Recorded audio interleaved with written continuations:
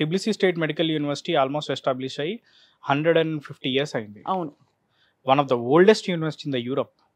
And ర్యాంకింగ్లో కూడా చూసుకున్నా కానీ మనకి క్యూఎస్ ర్యాంకింగ్లో టాప్ 1000లో ఉంది యూనివర్సిటీ వైజ్. మెడికల్లో కూడా వరల్డ్లో వన్ ఆఫ్ ద టాప్ యూనివర్సిటీగా ఉంది.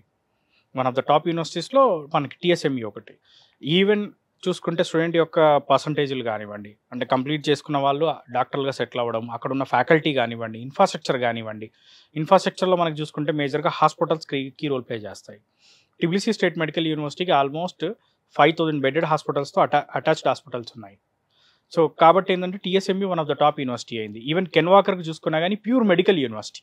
నేను ఒక స్టూడెంట్గా మీ దగ్గరకు వచ్చాను, నాగేంద్ర గారు కూడా మీ దగ్గర స్టూడెంట్గా వచ్చారు.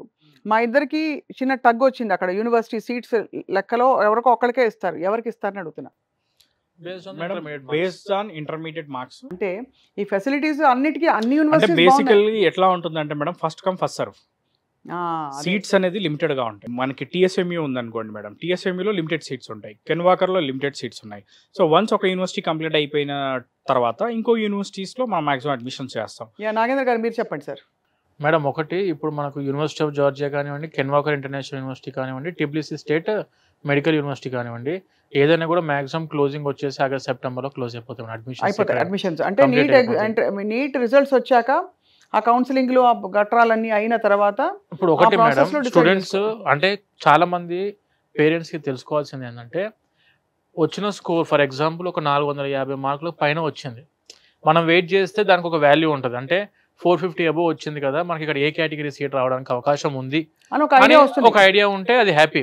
బట్ 200, 250, 150 ఆ టైప్ ఆఫ్ స్కోర్ వచ్చిన తర్వాత స్టూడెంట్స్ ఎవరైతే వెయిట్ చేస్తారో లాస్ట్కి బి కేటగిరీ సి కేటగిరీకి తీసుకుందామని చెప్పి చూస్తారు.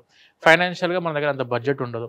సరే ఇక్కడ అవ్వట్లేదు కదా, మనం ఇమీడియట్గా అబ్రాడ్ యూనివర్సిటీస్ చూసుకునేసరికి అక్కడ టైం డెడ్ లైన్ అయిపోతుంది, క్లోజింగ్. సో అందుకే ఏంటంటే బేసిక్గా ఎవరైనా students MBBS it may be in India below 450 వచ్చి MBBS it may be in India, it may be in abroad ఎక్కడ చదువుకుందాం అనుకున్నా కూడా ఒక్కసారి విజిట్ అయ్యి ఏమేమి కావాలి మనకు, దాంతోపాటు యూనివర్సిటీస్ ఏమేమి ఉన్నాయి, ఎటువంటి యూనివర్సిటీస్ ఉన్నాయి మీ దగ్గర, అక్కడ చదువుకుంటే మాకు వచ్చే బెనిఫిట్స్ ఏంటివి, అసలు ఆ కంట్రీకి ఎందుకు వెళ్ళాలి, ఇవన్నీ ముందు బేసిక్గా ఇన్ఫర్మేషన్ తీసుకొని ఆ తర్వాత అంత బాగుంది అనుకున్నప్పుడు మీరు ఏ కంట్రీ చూస్ చేసుకుంటే that is your option. Amazing. But ముందు వచ్చి కనుక్కుంటే ఒక క్లారిటీ స్టూడెంట్కి కానివ్వండి, పేరెంట్, ఎందుకంటే ఇది ఒక డిగ్రీ టైప్ 2-3 సంవత్సరాలు చదువుకొని మనం కోర్స్ కంప్లీట్ చేసుకుందాం అనే టైప్ అయితే కాదు మేడం. ఎంబీబీఎస్ ఖచ్చితంగా 6 సంవత్సరాలు చదువుకోవాలి. యజ్ఞం అండి ఇది, అది వాస్తవం. ఆ తర్వాత కూడా యజ్ఞమే కదా అక్రమ్ గారు. అంతే, స్పెషలైజేషన్ కూడా చేయాల్సి ఉంటుంది. 3 years కోర్స్, మళ్ళీ ఎండి అయినా ఎంఎస్ అయినా మళ్ళీ చదువుకోవాలి. 2 years or 3 years చదువుకోవాల్సి ఉంటుంది. తర్వాత అయినా కూడా ఒక 10 ఏళ్ల ఇన్వెస్ట్మెంట్ ఆఫ్ లైఫ్. అంతే మేడం. కాబట్టి ఆ తర్వాత ఆఫ్ కోర్స్ అది దాని తగ్గట్టు దాని హుందాతనం, దాని గౌరవం, అది రెస్పెక్ట్ అదంతా వేరు అఫ్ కోర్స్. బట్ చాలా ఆశాజనకమైన విషయం ఏంటంటే నాగేంద్ర గారు, మనకేదో ఇక్కడ లిమిటెడ్ సీట్స్ తో మనం కొట్టుకుని అసలు ఏం చేయాలో అర్థం కాక మళ్ళీ 1 year లాంగ్ టర్మ్ తీసుకుని చచ్చి అందరూ అలా, అంటే అది తప్పని నేను చెప్పను, బట్ అదొక స్ట్రెస్. ఇది ఒక బ్యూటిఫుల్ ఆప్షన్ ఉందని తప్పకుండా ఓపెన్ మైండ్ తో చూడవలసిన సమయం. కరెక్ట్. ఇప్పుడు మనము ఒకటి మన పేరెంట్స్ దగ్గర నుంచి కూడాను మెజారిటీ ఇప్పుడు నీట్ ఫస్ట్ టైం రాశారు మేడం, రాసిన తర్వాత స్కోర్ అనుకున్నట్టు రాలేదు. నేనేమంటా అంటే నీట్లో మంచి మార్కులు రాకపోతే మనం స్టూడెంట్ని టాలెంట్ డిసైడ్ చేయలేం.